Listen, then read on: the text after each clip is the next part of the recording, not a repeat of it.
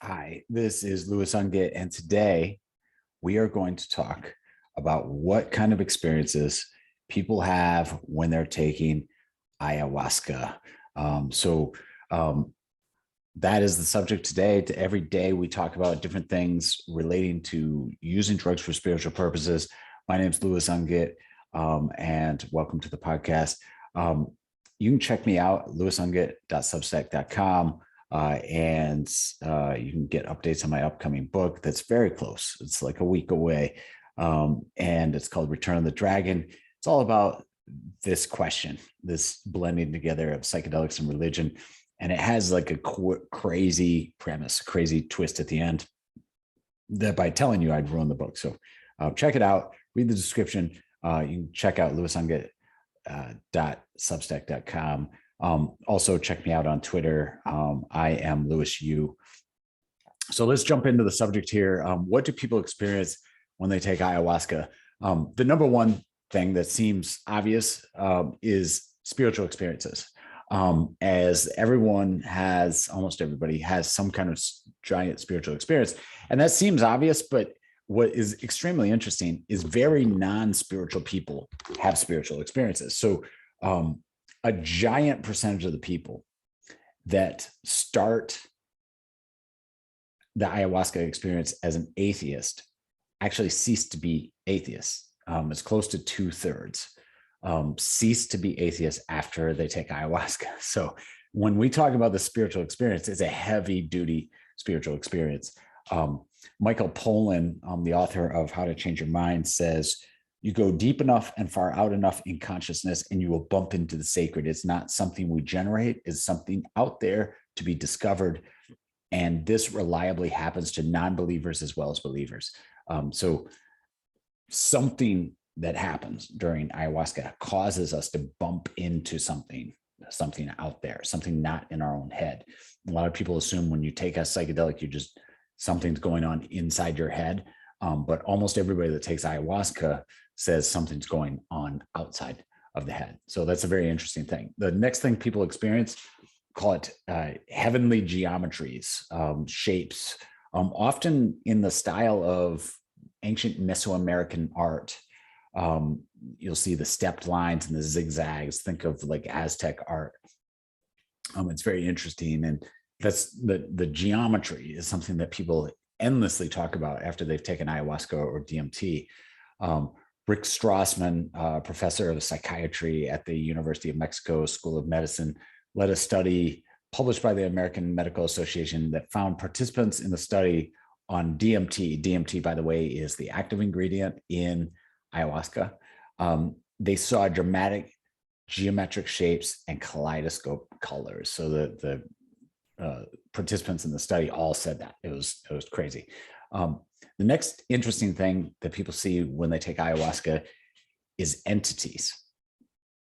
People will take ayahuasca, a giant percentage of them will take ayahuasca, bump into something that is real outside themselves. A large percentage of those, they say it's a human or a human animal hybrid. That's like more than half. Say it's a human or humanoid or human animal hybrid. And then many other people have other kind of entities that they engage with. So there's these entities they engage in. But here's the interesting thing is people see these entities or interact with these entities in some way, and they come down. And, when you dream at night and you interact with people and stuff in the dream, you come out of the dream and it was all fake. It wasn't real. It was just in your imagination. But when people come back from ayahuasca high, they say, no, that was real. That being that I interacted with is a real being that continues to exist even now that I'm not high on the drug. It's a real entity out there. And that is an amazingly widespread view when people come back, as they say those entities were real. And so the whole name of my podcast is Who Are the Entities? This is the gist of what my book is about, is like, if something is real out there and there's these entities people interact with when they take ayahuasca and other psychedelics, like, what is it? What are these things that people are interacting with? So the next thing that happens is that people experience, and this is very interesting element of the psychedelic experience as a whole, is that it's not unique to taking psychedelics. So the mystical experience that people sometimes get from religious experiences, they get from rhythmic dancing, they get from rhythmic drumming, shamanic music, that trance-like state, sometimes from fasting, sometimes from sexual behavior, sometimes there's a ecstatic state that people reach naturally sometimes that has an interesting overlap with ayahuasca and DMT. The visions, you read heavenly or spiritual visions that people have, and often they'll start describing geometries that they'll see. They'll start describing moral lessons they learned, etc. This is an interesting overlap. And there's also an overlap with people that have severe mental issues. So people that have schizophrenia, or people that have bipolar. One of the things the scientists talk about when they review people on psychedelics, and especially ayahuasca, they'll point out what a giant overlap is between that and someone with a severe mental issue.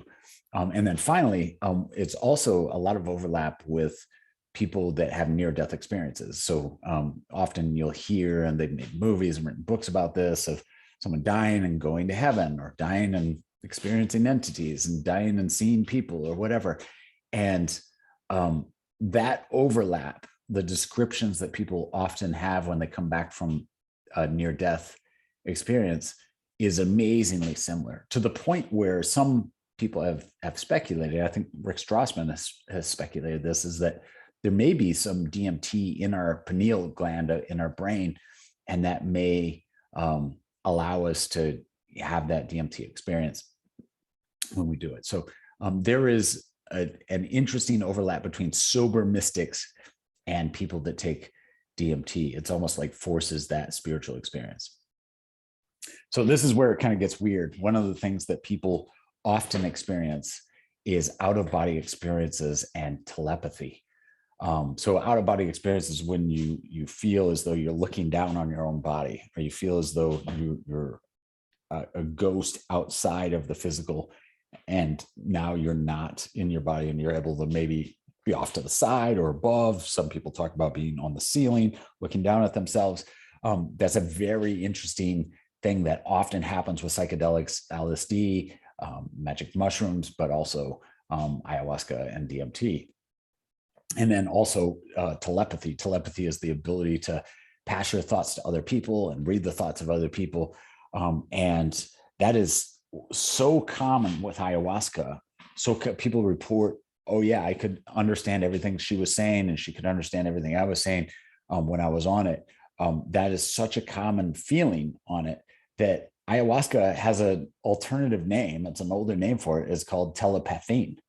And so it's so common that the drug was named after it. It's an incredibly interesting thing. Now, what are the materialistic explanations of this? So I talked earlier about the fact that I think these are real entities, and atheists often cease to be atheists. But people obviously attempt to explain it materialistically. They attempt to come up with alternative reasons. And Michael Pollan, in his book, How to Change Your Mind, has a whole chapter dedicated to this. And he kind of comes to the conclusion, he says, when you do a scan of someone that takes LSD or takes a psychedelic, and you scan their brain, it looks like the default node network is shut off. So your brain's normal kind of default processes that are flowing cease to process. And that's used as kind of this mechanism that says that's how the LSD works. That's how the ayahuasca works, is it shuts off that normal default process that your brain has.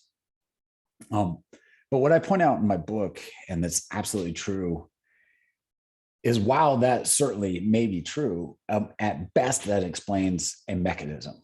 And the difference between a mechanism and an explanation as to whether or not the experience is real is giant. And the analogy I gave in my book is you can, let's say your ears are blocked up with wax, really bad earwax, you can barely hear anything.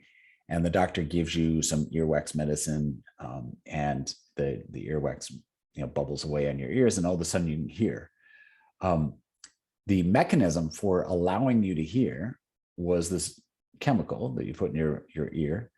But it in no way indicates that what you are now hearing that you couldn't hear before is not real. And as a matter of fact, obviously we all say it is real because most of us have normal hearing most of the time. And in the same way, just because modifying your brain chemistry a little bit allows you to see some stuff that you wouldn't otherwise be able to see, in no way indicates that those things aren't real. So that's to answer the materialistic explanations. The other thing I point out is that science is really bad when it comes to consciousness. Sam Harris and his wife were on a podcast recently. He talked about how he's a hardened atheist, kind of an idiotic atheist in the news right now. But he agreed with his wife, who wrote a book on this subject, that consciousness is blind. When it comes to consciousness, science is blind. It can't see consciousness. The analogy she gave was like a robot. You can program a robot. If I had a very good robot, I could program it to smile when it was appropriate to smile. I could program it to express sadness when it was supposed to be sad. I could program it to tell jokes, etc. But it still would just be a robot. Like, there's no reason to believe that any of that was conscious because I programmed it that way. And if you believe humans' brains are like moist computers, as Scott Adams says, then there's no reason to think we would be conscious, and there's no way to observe that we'd be conscious. The brain activity that we attribute to consciousness actually could be brain activity to perform the behaviors that give those indications of consciousness, like a robot functioning to smile, or the robot functioning to express sadness. It in no way means that robot is conscious. And so it's very opaque. Consciousness is opaque. And that's one of the things I talk about in the book. And so as a result, I don't think materialistic explanations get us there. I don't think it explains things like the telepathy or the out-of-body experiences. I don't think it explains the fact that people that actually observe the things, even atheists, say they're real. I don't think any of these explanations come up with that. And the last thing I'd like to talk about is I kind of have a reputation for being negative towards psychedelics, rightfully so. And if you read my book, you'll see why. But it's worth noting that the claims of therapeutic benefits are real, and things like quitting smoking and quitting drinking, study after study shows it does have benefits. Creativity, at least to some degree or another, it appears to at times provide some benefit. So there are definitely therapeutic benefits. But my whole book, my whole question is that I think we need to keep asking this question: who are the entities? Because it makes a giant difference if you want to mess around with it or not. It makes a giant difference if these entities are looking out for us, or if these entities are hostile towards us. And so we have to ask that question. That's pretty much the subject of my book. And that is the conclusion of this podcast. Thank you so much for listening. Like and subscribe to this video. Check out my Substack at lewisungit.substack.com, or check me out on Twitter at @IamLewisU. And thank you again for listening, and we will talk to you all soon.